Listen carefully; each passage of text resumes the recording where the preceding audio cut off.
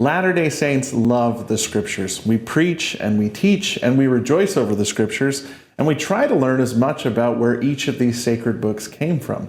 But of the sacred books that Latter-day Saints study, there's really only one that we can go back to the exact birthplace and know the exact day when it started to be created, and that's the Doctrine and Covenants. In this structure, the John Johnson home in Hiram, Ohio, is the birthplace of the Doctrine and Covenants.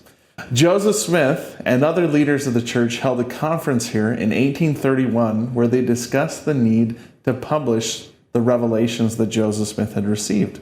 They went back and forth and talked about the best way to publish them and some of the things that they wanted to include. And there are several sections of the Doctrine and Covenants that are linked to this effort, including Section 1, Section 133, and also Sections 67, 68, 69, and 70.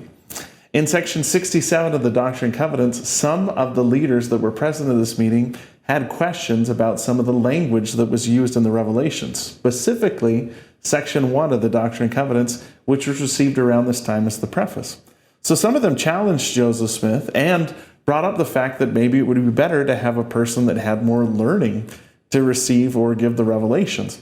The person that they chose to try and create a revelation was William McLellin. In fact, Joseph Smith received Section 67, where the Lord acknowledges that Joseph Smith and Joseph Smith's learning isn't perfect. The Lord said, "Your eyes have been upon my servant Joseph Smith Jr., and his language you have known, and his imperfections you have known, and you have sought in your hearts knowledge that you might express beyond his language. This you also know." But the Lord, while acknowledging that Joseph Smith isn't a perfect servant, also issues a challenge about the revelation. In the next verse, he says, "Seek ye out of the book of commandments, even the least that is among them, and appoint him that is most wise among you. And if there be any among you that shall make any one like unto it, then ye are justified in saying that you do not know that they are true. But if you cannot make one like unto it, ye are under condemnation if you do not bear record that they are true."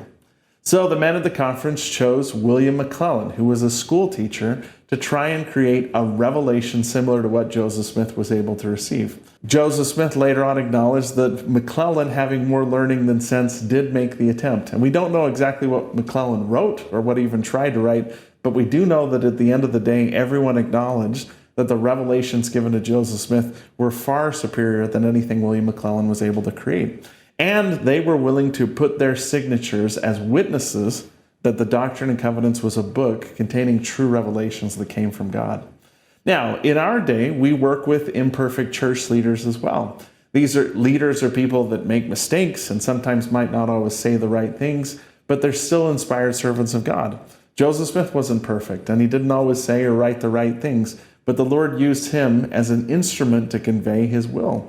Every revelation, in a certain sense, takes on some of the characteristics of the person that receives it. We don't believe that Joseph Smith was just a human fax machine, but we also believe that the revelations that Joseph Smith received came from God and speak forth the truths of God and witness to truths of salvation that we need to know in order to be saved.